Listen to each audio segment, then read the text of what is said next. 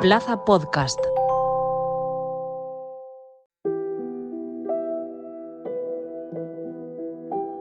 Con motivo del Día Mundial del Cáncer de Pulmón, que se conmemora cada 17 de noviembre, queremos mirar a una enfermedad que sigue teniendo un enorme impacto, pero en la que también se están produciendo avances importantes en diagnóstico y tratamiento.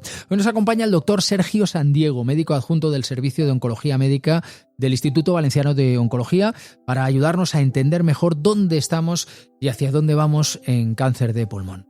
Doctor Sandiego, gracias por acompañarnos. ¿Qué tal? Gracias a vosotros, como siempre, un placer estar contigo. Si miramos hacia atrás, un año atrás, cuando también hablábamos por este Día Mundial, ¿qué ha cambiado en el abordaje del cáncer de pulmón y qué idea le gustaría que quedara clara este año? Yo recalcaría una cosa positiva y una negativa. La negativa primera es que, por desgracia, pues sigue habiendo un lento crecimiento de la incidencia de cáncer de pulmón respecto al 2024, y eso, pues quieras que no, sigue preocupándonos, pero como aspectos positivos, pues nuevas terapias, nuevas formas de abordar el tratamiento, incluso en estadios y en etapas más tempranas, y sobre todo muchos más ensayos clínicos con nuevas moléculas. Aumenta la incidencia. Este es un tema importante del que ya hablábamos el año pasado, recuerdo, y continuamos en esa línea ascendente. Efectivamente, se calcula que aproximadamente para final de 2025 sobre 34.500 personas aproximadamente se habrán diagnosticado en España a lo largo del año. Sigue manteniéndose un poquito el mismo porcentaje, 30% mujeres, 70% hombres, pero es verdad que la tendencia de la curva de los hombres es a disminuir el número de diagnósticos y en cambio las mujeres pues sigue creciendo un poquito.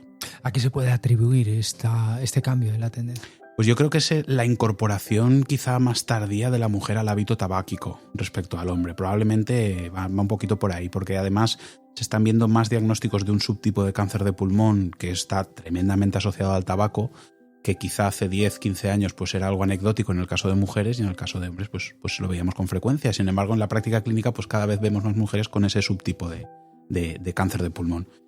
Hay veces que se comentan cosas que no sé si están sustentadas en los datos, y aquí estamos para hablar de datos y para hablar de cosas reales. Por ejemplo, lo hemos leído todos en algún medio de comunicación, un aumento en personas jóvenes y en personas que han dejado de fumar hace tiempo. ¿Esto es cierto o es un bulo? Bueno, el diagnóstico de cáncer de pulmón en gente no fumadora sigue siendo bastante infrecuente. Lo que pasa es que es cierto pues que llama bastante la atención.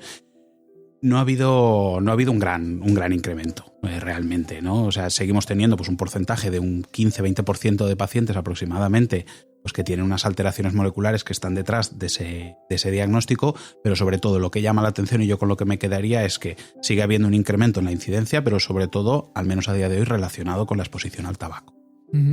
Se tiende a asociar automáticamente cáncer de pulmón y tabaco, y eso muchas veces se traduce también en culpa y en estigma para el paciente. ¿Cómo se maneja esa carga en la consulta? ¿Qué cree que deberíamos cambiar en el discurso público? Pues es verdad que cuando entra el paciente a la primera visita, lo primero que le preguntas es si ha habido un antecedente de tabaquismo, precisamente porque el diagnóstico y el estudio puede venir un poquito condicionado precisamente si ha habido tabaquismo o no, pero hasta ahí. A partir de ese momento es verdad que ayudas al paciente pues a que deje de fumar, pues porque va a impactar en una mejor tolerancia al tratamiento, en menos riesgo de recaída, en menos efectos secundarios, y hay que acompañarle, hay que ayudarle, pero dejar de lado el que, bueno, es cierto que cuando probablemente la persona empezó a fumar, pueden hacer 20, 30 años, quizá esta información que tenemos ahora sobre la relación entre el tabaquismo y el cáncer de pulmón no estaba tan clara. Entonces no hay por qué culpabilizar, ni mucho menos, sino ayudar y dar remedios pues para que si siguen fumando que dejen de hacer. Uno de los grandes retos sigue siendo llegar a tiempo. ¿En qué punto estamos en España respecto al diagnóstico precoz y a la posibilidad de programas de cribado para personas con alto riesgo como los grandes fumadores? El cribado de diagnóstico, el cribado de cáncer de pulmón en etapas iniciales, dirigido a pacientes que han sido fumadores de una edad de pues entre los 50 y 75 años aproximadamente, hombres y mujeres, en España todavía no es nuestra práctica clínica y nuestro día a día. Es verdad que ya tenemos estudios realizados en Países Bajos, estudios realizados en Estados Unidos, que ya demuestran que hay un impacto significativo en la reducción de la mortalidad. Es decir, cuanto antes lo diagnosticas, más posibilidades tienes de curación. Aquí se han llevado a cabo estudios, pues el programa IELCAP, un programa que hay en marcha, que es el Cassandra, que arrojan y apoyan información sobre precisamente que haya un mayor porcentaje de pacientes curados precisamente por cogerlos en etapas iniciales. Pero a día de hoy todavía no es una realidad. Sí que es cierto que todavía queda un poco por definir cuál es el perfil de paciente adecuado, cuál es el rango de edad concreto, cuál es el hábito tabáquico, que todavía no está del todo claro, pues porque al final no deja de ser un TAC sin contraste el que se le hace, y eso requiere una infraestructura humana y técnica pues que no siempre es fácil de implementar. Uh-huh. Para quien nos esté escuchando ahora, ¿qué signos o qué síntomas no deberíamos normalizar nunca y tendrían que llevarnos a consultar rápidamente a un médico? Es muy buena pregunta. Yo creo que hay que prestar atención a una tos persistente en el tiempo, a un cambio en el timbre de la voz que tampoco mejora a lo largo de los días, dolor torácico persistente, sensación de ahogo, pérdida de peso y también, muy importante, que si hay un sangrado por vía respiratoria, una hemoptisis que se llama, también son signos de alarma y por los que hay que consultar de una forma rápida. Durante mucho tiempo la imagen era que cáncer de pulmón era casi sinónimo de una quimioterapia muy agresiva. ¿Ha cambiado este panorama? ¿Qué opciones de tratamiento tenemos ahora que antes no existían? Claro. Eso ha cambiado de una forma radical. Sí que es cierto que la quimioterapia para algunos escenarios la seguimos utilizando y tiene su importancia. Esas quimioterapias también han mejorado, ya no dan tantos efectos secundarios, la alopecia ya no es tan frecuente, por ejemplo, pero han aparecido nuevos fármacos que son más efectivos, que consiguen incluso en etapas avanzadas más porcentaje de supervivientes y que se toleran mucho mejor. La inmunoterapia, por ejemplo, sola o en combinación con quimioterapia, las terapias dirigidas a alteraciones moleculares, precisamente de esa gente que hablábamos a veces que no ha sido fumadora o ha sido poco fumadora, está haciendo que cambie el paradigma. Y no solo se toleran mejor, sino que la gente vive más tiempo gracias a este tipo de tratamiento. Se habla cada vez más de mutaciones, de biomarcadores, tratamientos dirigidos. En la práctica, ¿qué significa para un paciente que su tumor tenga una determinada alteración genética? Pues a día de hoy a todos los pacientes con adenocarcinomas de pulmón, que al final es el tipo de cáncer de pulmón más frecuente, se le hace, haya sido o no fumador, se le hace un estudio molecular. Eso significa que o bien a través de un análisis de sangre o sobre todo un análisis de la pieza de la biopsia, se busca si hay algún gen alterado por una serie de técnicas en el laboratorio de biología molecular que se ha demostrado que predicen, probablemente, más que predicen, que estén detrás del desarrollo del tumor, y además que se sabe que actuando precisamente sobre esa alteración molecular, el cáncer pues reduce y responde de tamaño, y responde y se hace más pequeño. Como os digo, esas alteraciones moleculares son sugestivas de tratamiento con diana, suelen ser tratamientos que van por vía oral, tratamientos que son más efectivos, menos tóxicos y que además, conforme pasan los años, van mejorando en cuanto al perfil de toxicidad. Uh-huh. Hoy se habla de cronificar algunos tumores y de convivir con la enfermedad durante años. ¿Hasta qué punto eso ya es una realidad en determinados casos en cáncer de pulmón? Pues mira, hay una cosa que llama la atención, y es que desde que surgió la inmunoterapia hace ya unos cuantos años, el porcentaje de pacientes a los que les hemos suspendido ya la inmunoterapia después de 2 años y no han recaído es alto. De hecho, estamos hablando de que pasan los años y cerca de entre un 25 y un 30% de pacientes, que esto era inconcebible en la época de la quimioterapia, pues siguen vivos y libres de recaída.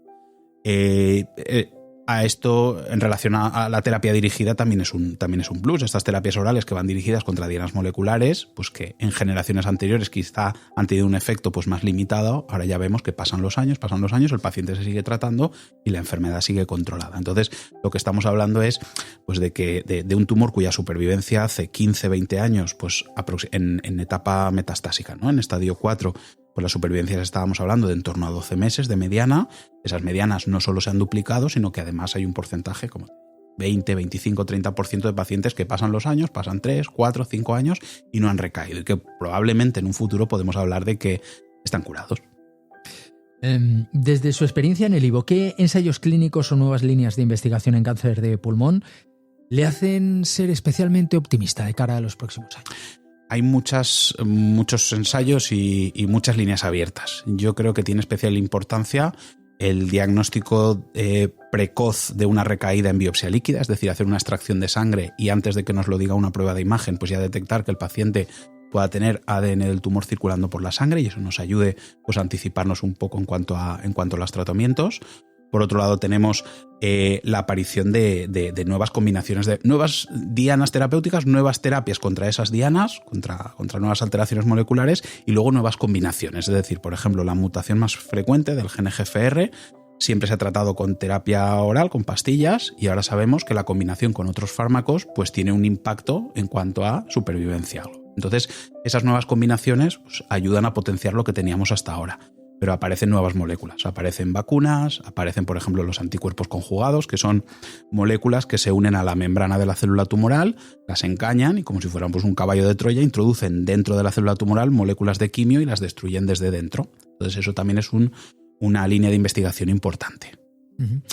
Hablábamos antes del estigma que puede suponer el tabaco, el tabaquismo, cuando alguien llega a la consulta y se le diagnostica un cáncer, pero también tenemos a personas que hoy están libres de cáncer, siguen fumando, pero piensan aquello de, bueno, yo es que ya llevo muchos años, es tarde. ¿Qué mensaje les enviamos? Que nunca es tarde, que lo dejen cuanto antes. Es verdad que el daño que provoca el tabaco tiene un efecto, incluso dejándolo, un efecto a largo plazo, pero ese efecto, conforme pasa el tiempo, pues se va difuminando.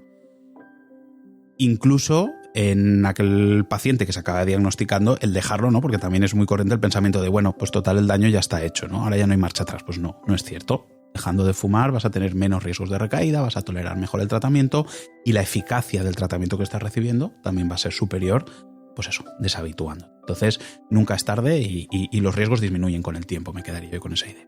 En este Día Mundial Cáncer de Pulmón o contra el cáncer de pulmón, muchas personas que están diagnosticadas son especialmente receptivas ante cualquier mensaje. ¿Cuál les quiere enviar usted? Pues yo mandaría un mensaje de optimismo y un optimismo además realista, ¿no? Quiero decir, cada vez aparecen nuevas terapias, los ensayos clínicos avanzan rápido, cada vez tenemos más pacientes que se benefician precisamente de estos ensayos clínicos, nuevas alteraciones moleculares que no eran conocidas y que ahora pues ya sabemos que se pueden diagnosticar, que a lo mejor, oye, mira, este paciente tenía tal mutación, bueno, bien, lo sabemos, pero no podemos abordarla. Pues eso va apareciendo y eso al final acaba impactando en mayor supervivencia y sobre todo mejor calidad de vida. Doctor Sandiego, muchísimas gracias. Muchas gracias a vosotros.